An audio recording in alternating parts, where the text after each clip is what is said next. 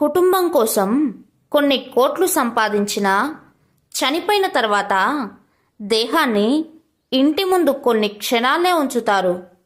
సమాజం కోసం ఏదైనా మంచి పని చేస్తే చాలు, చరిత్రలో మనకు ఓ పేజీ ఉంటుంది. ఆలోచించు మిత్రమా. కష్టం వచ్చింది నీకే అయినా కాలం పరీక్ష పెట్టేది మాత్రం నీ చుట్టూ ఉన్న వాళ్ళని గుర్తించడానికి. అప్పుడే ఎవరు నీ వాళ్ళు, ఎవరు పరాయి వాళ్ళు అని నీకు తెలుస్తుంది మిత్రమా.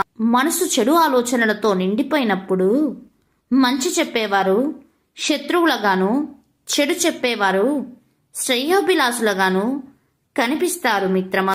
వాదించేవారికి నువ్వు ఎంత తక్కువగా స్పందిస్తే అంత ప్రశాంతంగా ఉండగలుగుతావు. వేధించేవారికి నువ్వు ఎంత దూరంగా ఉంటే అంత మనశ్శాంతిగా